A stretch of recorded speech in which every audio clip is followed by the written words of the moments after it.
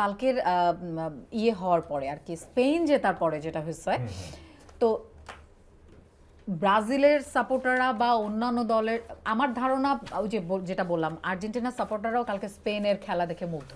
হ্যাঁ, এটা একটু এবং আর একটা একটু তোমরা আমার একটা কথা একটু বলতে দেই, মানে বলতে দাও, সেটা হচ্ছে দাদা শোনেন, তুমি তো শুরু থেকে সব কথা তুমিই বললা, না বলি, তুমি আর্জেন্টিনার বললা কথা, আর্জেন্টিনার সাপোর্টারকে কোনো কথাই বলতে দিল না আর কি। হ্যাঁ, এটাই নিরপেক্ষতা। ঘটনা হচ্ছে এই যে দল বদল, এই যে আমরা গিরগিটি, সব রকম উপমা যা থাকা দরকার সব তারা আমাদেরকে দিয়ে দিয়েছে।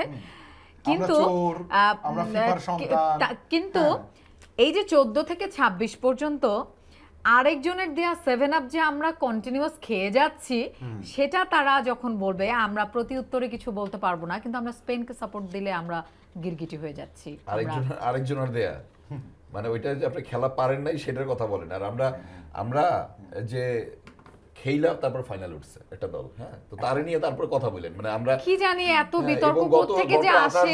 28 বছরের সর্বোচ্চ অর্জন ওই সেমিফাইনাল, ওই সেমিফাইনালি আপনি 7 আপটা খাইছেন। এইটাই মানে আপনার 28 বছরের একমাত্র অর্জন ওয়ার্ল্ড কাপে, এবং রেজা আমাদের যে পোস্টার বয়, এটা কেমনে সম্ভব? আমাদের যে পোস্টার বয় 14 আপনি কাকে নিয়ে কথা বলতেছেন, যাকে যে গত 4টা ওয়ার্ল্ড কাপে একটা দল 3টা ফাইনাল গেছে, এবং 3টা ওয়ার্ল্ড, মেসি একটা রেকর্ডও করছে কালকে। সেই রেকর্ডটা কি কেউ জানে? তোমরা ফাইনাল খেলাটাকে ক্যাপ্টেন হিসেবে 3টা ওয়ার্ল্ড কাপ ফাইনাল, তোমরা আমি বলি 3টা ওয়ার্ল্ড কাপের টানছো, 3টা ওয়ার্ল্ড কাপ তুমি ইতিহাস টানছো, তাহলে তুমি ফাইনালে খেলাটাকে, বিগত দিনের ফাইনাল খেলাটাকে তুমি তোমার সফলতা দেখছো, তাহলে বিগত দিনের 5টা কাপটাকে সফলতা কেন দেখবে? আমরা দেখছি তো, আমরা ভাই আমরা 5টা নিয়ে কেন দেখবা না? আর লজ্জায় ফেলায় না ওরা বিগত দিনের ফাইনালটাকে টানবে, বিগত দিনের ফাইনালটাকে টানবে, কিন্তু বিগত দিনের 5টা কাপকে টানবে না।